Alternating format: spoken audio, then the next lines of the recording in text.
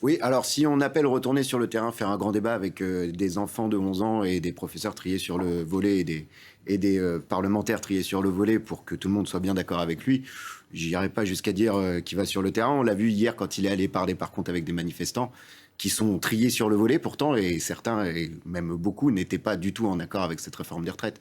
Donc le terrain, tout est relatif. Ils n'étaient pas vraiment triés sur le volet. On a par exemple vu une syndicaliste de l'UNSA, secrétaire Oui. régionale, qui, elle, a pu s'entretenir Mmh. avec Emmanuel Macron. Elle a passé, on va dire, les barrages de police. Vous voulez dire par là que c'est sécurisé? Généralement, ils sont quand même bien triés sur ces déplacements-là. Donc le fait que malgré le filtrage, il y a quand même des syndicalistes et des gens opposés à la réforme des retraites qui aient pu passer, ça démontre que le terrain, en fait, sur les 100 jours d'apaisement, moi je pense que ça va plutôt être les 100 jours de la souffrance pour Emmanuel Macron. Est-ce que vous considérez que c'est quand même une bonne chose pour les Français que de pouvoir, dans une certaine mesure en tout cas, aller poser leurs questions à Emmanuel Macron sur la réforme des retraites, comme on l'a vu parfois hier? Oui, mais ils l'ont déjà fait par l'intermédiaire des corps intermédiaires, hein. Ils l'ont fait par l'intermédiaire des parlementaires, par l'intermédiaire des syndicats. Ils ont déjà largement exprimé leur rejet de cette réforme, leur incompréhension de la nécessité de cette réforme. Et d'ailleurs, on l'a déjà démontré depuis très longtemps que cette réforme, elle est inutile, à part pour un objectif politique. Donc oui, ils peuvent aller lui parler, mais la réponse est toujours la même. D'ailleurs, il s'en prive pas, il fait à chaque fois une petite phrase, il en a encore fait une magnifique aujourd'hui avec les œufs et les casseroles pour la cuisine. Bon ben voilà, il n'y aura pas de nouvelle réponse de la part de M. Macron, même en allant lui parler directement. Gauthier Takela, pourquoi aujourd'hui cette mobilisation? C'est un tour de chauffe avant le 1er mai? Oh, non, pas du tout. Non, c'est comme l'a très bien dit le camarade, c'est un moyen et de montrer la pression, de garder la pression, de créer, de tenter de créer un engouement autour de la grève, parce que nous on pense que la grève c'est quand même l'arme principale du travailleur pour exprimer sa contestation. Et d'ailleurs, par rapport à ce que vous disiez tout à l'heure sur le fait que la grève n'avait pas eu beaucoup d'impact, bon, il y a quand même quelque chose qui est très important de rappeler dans les médias, c'est que les chiffres communiqués par la SNCF sont généralement tronqués parce que ce que fait la SNCF avant un plan de grève, c'est qu'elle réduit l'offre de train en deçà de ce qu'elle peut faire avec les grévistes. Ce qui fait que là, par exemple, aujourd'hui, moi, sur ma ligne, elle dit 2 trains sur 3. Dans la réalité, on est bien en dessous, en fait, de l'offre. C'est quoi la réalité de l'offre? La réalité, on est plus proche de 1 train sur 3. Et en plus, c'est complètement élastique puisque sur les heures de pointe, c'est plus resserré et sur les heures qui ne sont pas de pointe, c'est beaucoup plus relâche. Alors la mobilisation aujourd'hui, elle s'élève à quel niveau? Sur les retours de chiffres, on est entre 15 et 20%, ce qui pourrait paraître pas beaucoup, mais qui reste quand même quelque chose d'important, parce que c'est des chiffres tout à fait corrects sur des chiffres de grève. On parle du national. Accessoirement, il faut compter aussi tous les agents qui sont en vacances, en repos, et qui, malgré le fait qu'ils soient en vacances ou en repos, viennent dans les mobilisations, aujourd'hui, il y avait encore une manifestation à Paris. Comme vous l'avez montré, il y a des manifestations partout en province, il y a des blocages partout en province. Il n'y a pas eu que à Lise où il y a eu des blocages. Donc la mobilisation, elle se poursuit, elle est plus diffuse. C'est sûr qu'on n'est pas sur un envahissement des énormes manifs, etc., machin. Mais ça, ce sera probablement sur le 1er mai. On s'attend à un 1er mai qui sera historique, ouais.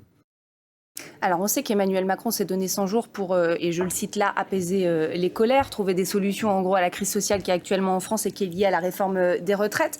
Est-ce que Gauthier Takela, vous vous dites que vous pouvez tenir, vous, jusqu'à la fin de ces 100 jours dans la mobilisation?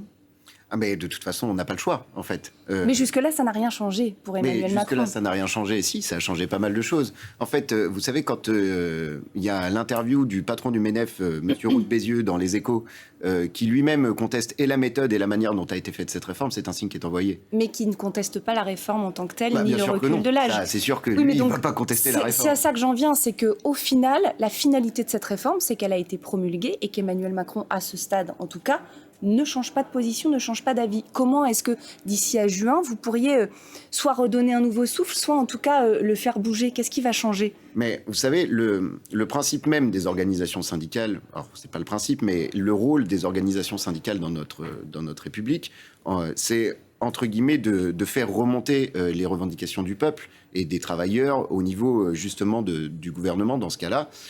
Si par l'intermédiaire des corps intermédiaires, justement, cette contestation n'aboutit pas, quand la cocotte, elle bout et que la soupape ne suffit pas à évacuer l'eau, ça explose, en fait. Donc vous nous dites que ça va exploser? Mais bien sûr, mais honnêtement, je pense que ce qu'on a vu avec les Gilets jaunes, ce sera une pacotille à côté. Parce qu'aujourd'hui, on a une contestation qui dépasse largement en termes de mobilisation ce que faisaient les Gilets jaunes. Mais en plus de ça, et c'est une très bonne chose, c'est par l'intermédiaire d'organisations que les travailleurs se mobilisent et s'organisent pour aller contester. Ce qui fait qu'on a des actions partout, sur tout le territoire, multiples, ce qui n'était pas forcément le cas des Gilets jaunes. Par exemple, les agendas des ministres circulent sur les réseaux sociaux, en fait. Tout le monde sait, par exemple, qu'il y a un ministre demain à Montreuil, il y a un ministre à tel endroit, etc., etc. Tous les déplacements de Macron sont connus, etc. Donc l'idée, c'est de se montrer à chaque fois qu'il y a un déplacement gouvernemental ou présidentiel. Mais il n'y a pas ce risque que les Français qui sont globalement dans un contexte compliqué, notamment avec la question de l'inflation dont on parle depuis déjà des mois, se disent bon, en fait, j'ai ma journée pour moi, là, j'en profite, je ne vais pas aller manifester, j'ai autre chose à faire, même s'ils ne sont pas forcément d'accord avec cette réforme des retraites. Oui. C'est à double tranchant. Mais on a dépassé ce cadre-là déjà. Si les Français et les travailleurs pensaient comme ça, il n'y aurait déjà plus de mobilisation. Parce que les militants syndicaux, ils sont perméables à ça aussi. Il y a un moment ou un autre, ils sont fatigués. Effectivement, ça fait 3 mois qu'ils continuent. Il y a un moment ou un autre, ils pèsent le pour et le contre et ils se disent, bon, tant pis, c'est pas grave, je rentre à la maison, je baisse la tête, etc. Là, on a dépassé largement ce cadre-là. Les Français préfèrent, et on l'a vu dans les manifs, les Français préfèrent largement sacrifier un jour de repos pour venir se déplacer, pour manifester, pour s'organiser, pour aller dans des actions justement sur des déplacements ministériels, etc.